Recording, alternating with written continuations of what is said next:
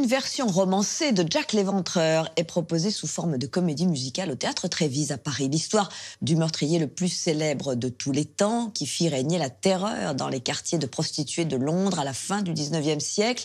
Cette incarnation du mal absolu apparue il y a 130 ans et l'enquête, bien sûr, qui a été menée pour le retrouver, marquait le début du profilage. C'est ce que nous explique Matteo Caranta. How would you select your victims? I didn't select them. It was random. And it was also the development of the passion. If I was drove, they died. Surtout, ne pas se fâcher avec Ed Camper, le tueur d'étudiantes, l'ogre de Santa Cruz. Qu'ils soient de chair et d'os sur les planches d'un théâtre parisien, les tueurs en série fascinent par leur excentricité comme par la monstruosité de leurs crimes. Premier du nom, Jack l'Éventreur a fait trembler l'imaginaire de la fin du 19e siècle, faisant du tueur en série une figure littéraire à part entière. Mais il a aussi obligé les policiers à se remuer les méninges, créant en creux un autre personnage, le profiler. Pourquoi a-t-il négligé la salive sur la vitre ? Et celui-ci est plus que jamais à la mode.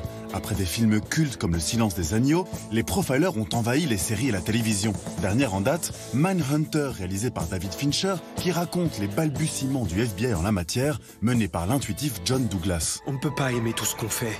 On traite avec des tueurs en série. Des tueurs en série ? C'est le nouveau terme. Petit retour sur ces psychologues du crime avec celui qui en a le plus rencontré, Stéphane Bourgoin, et Laurence Calaise, auteur de romans noirs. L'assassin de Whitechapel reste toujours inconnu à ce jour. Par contre, un ou deux policiers qui travaillaient sur ce tueur ont commencé déjà à dresser en quelque sorte un portrait robot psychologique de l'assassin en indiquant que forcément il connaissait très bien le quartier, les habitudes des prostituées.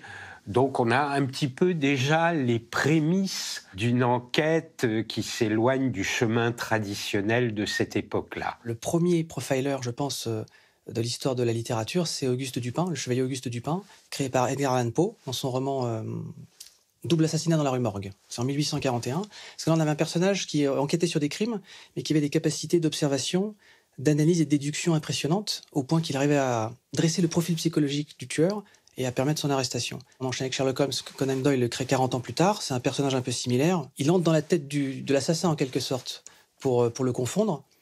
Et on arrive, je pense, à le profilage moderne avec Dragon Rouge et Le Silence des agneaux, avec Will Graham dans un premier temps et Clarice Starling ensuite. Dans Dragon Rouge, écrit par Thomas Harris et adapté au cinéma par Michael Mann dans le film Le Sixième Sens, l'enquêteur demande au cannibale Hannibal Lecter, éminent psychiatre, de l'aider dans la recherche d'un autre tueur en série. J'ai besoin de votre aide, docteur. Oui. Je le savais. C'était la première fois qu'on voyait ça. C'était la première fois qu'on voyait, en fait, qu'on se penchait sur la figure du tueur en série et que quelqu'un, un policier, entrait dans la tête du tueur. Enfin, ça n'existait pas. On n'avait jamais vu un truc pareil. Si Will Graham est unique par sa capacité à entrer en lien empathique fort avec les tueurs qu'il poursuit, il incarne un profileur professionnel qui a étudié sa science, science dont la série Mindhunter raconte les prémices.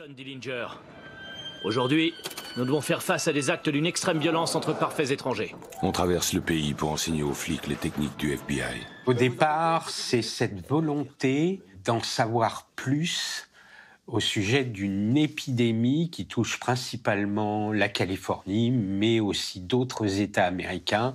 Ils se rendent très vite compte, John Douglas et Robert Ressler, que les policiers américains ne sont pas du tout équipés pour cerner le profil de ces tueurs. Vous savez, il y en a plein d'autres comme moi.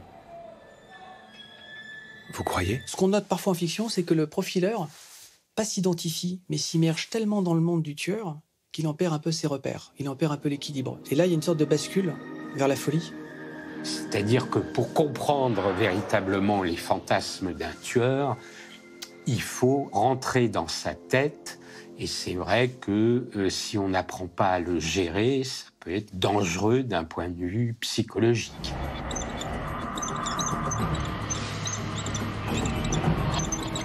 On en est arrivé, depuis une vingtaine d'années en littérature et au cinéma, à associer le personnage de l'enquêteur et le personnage du profiler. C'est-à-dire que c'est devenu une seule et même personne.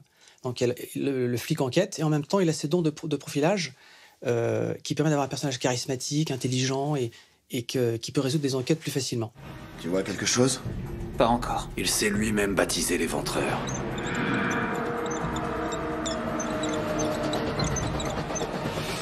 Pitrea. Et l'on part également sur les traces de Jack l'Éventreur dans la pièce Le Cercle de Whitechapel. C'est au théâtre du Lucernaire.